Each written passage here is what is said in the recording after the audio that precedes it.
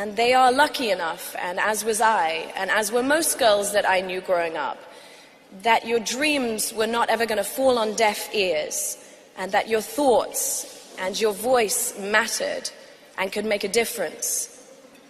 And I said this to the incredible Malala Yousafzai when we met for the first time. And I was, in fact, rather overwhelmed to sit with her. My husband, John, and I discovered this very deep connection to Malala's cause for women's education, spurred on by the arrival of our two daughters. And she and her extraordinary father agreed to meet with us in London. It's a train ride away from where they now live in Birmingham, in England. So Malala is the name of a 19th century Afghan freedom fighter.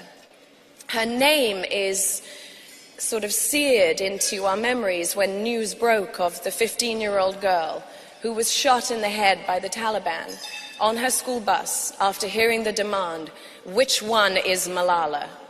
And we wanted to know the same. Who was she? This girl shot in the head for championing girls' education. Who was she? She, along with her friends on that bus, was determined to continue her education no matter the threat. And as schools were bombed and houses were raided and teachers were killed, she was unbowed and untethered by the intolerable limitations that were placed on her freedom to be in the one place that she wanted to be, in school. And when the bullets rained down on these girls, the world stopped in their tracks and they listened to Malala. But most importantly, so did millions of girls around the world put in the same position. This courageous, eloquent, and inspiring girl became their light. There are over 130 million girls missing out on an education because they have to work, or they are married by the age of 12, or they lack access to school facilities, or have to care for younger siblings, denying them their fundamental right to an education.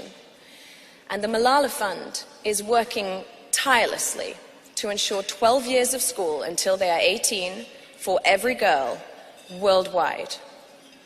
So from empowering local leaders to shift the old-fashioned mindsets of early marriage in Pakistan and many other countries, creating learning programs for out-of-school married girls in Kenya, they give access to quality education for Syrian refugees, building schools in remote and rural areas. They are girl by girl transforming communities. The potential for socio-economic growth when the other half of the population is given the opportunity to learn and then to work is limitless.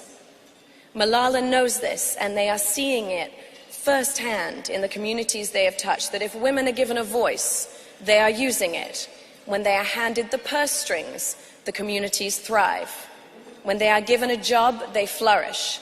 They organize better, they galvanize more passionately, and they are more likely to encourage peace, where peace should be the priority. I remember Malala's father saying something to me that I will never forget. He said, "Too many women die as if they have never been born."